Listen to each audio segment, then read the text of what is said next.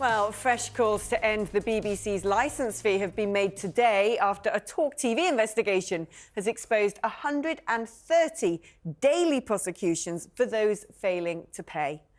Shockingly, people struggling financially and those with medical conditions are facing fines of up to £1,000, and tens of thousands of other cases are being heard behind closed doors.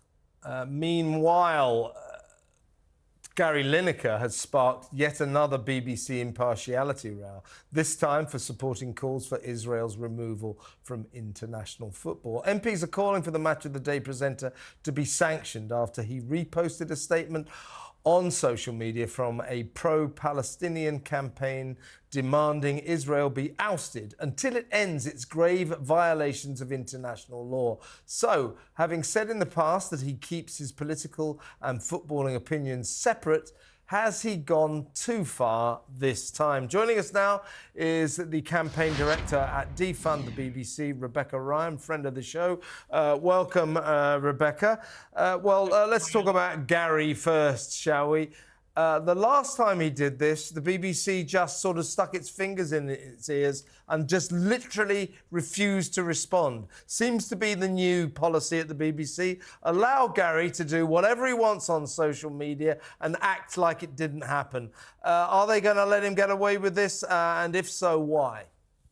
Oh, I think absolutely they'll let him get away with this again, won't they? I mean, we've seen no evidence to show that he's in any way going to be held to account after he had his temper tantrum last year and all of his friends sort of got up in arms to join him and had a mass walkout.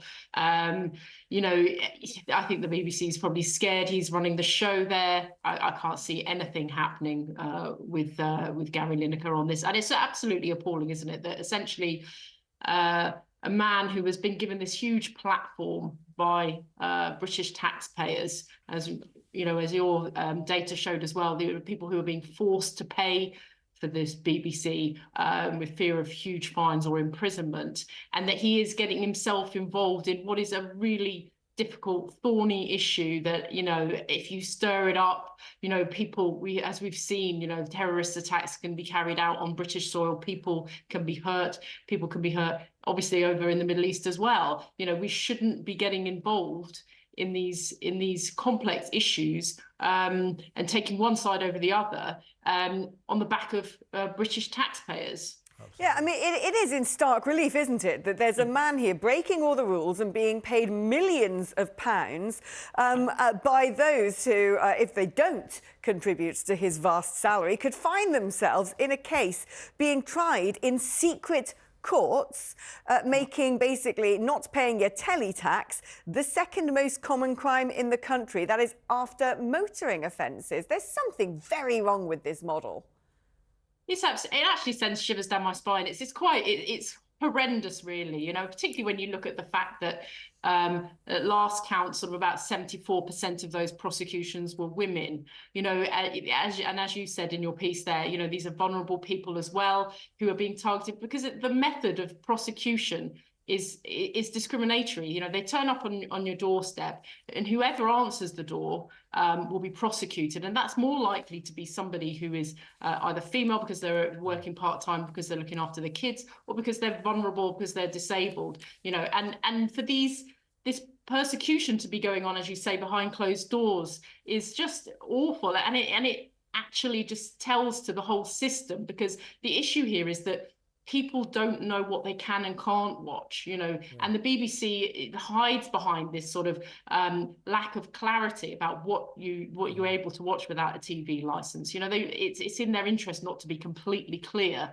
that you can watch all downloadable content. You can watch as long as it's not BBC iPlayer, you know, you can watch catch up, you can watch on demand, but you just can't watch live broadcast TV. And it's that definition of what's live broadcast that most people How do they prove this? That's what I want to know. If someone turns around and says, I don't pay my TV licence, but I only watch things that are downloaded.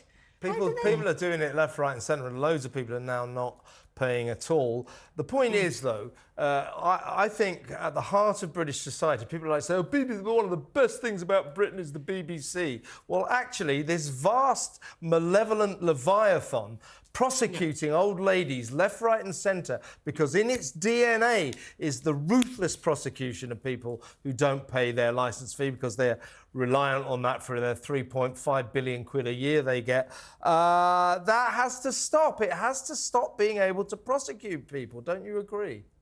Absolutely, it does. You know, it is really, it's a social injustice, isn't it, really, when you're seeing these people being prosecuted, threatened with huge fines. I mean, even before you get to those 130 people a day, you know, there are people who are being bullied and intimidated into paying for the BBC by these letters, these endless letters that come out threatening people with these huge fines as well. And because it's not clear what people can and can't watch, because the BBC deliberately make it unclear, people just think, oh, you know what, it's not worth the stress. I'm just going to keep paying for this. Yeah. And Pretty that's sinister. really Got to stop, Rebecca. Got to stop. Great to talk to you as always. Rebecca Ryan there.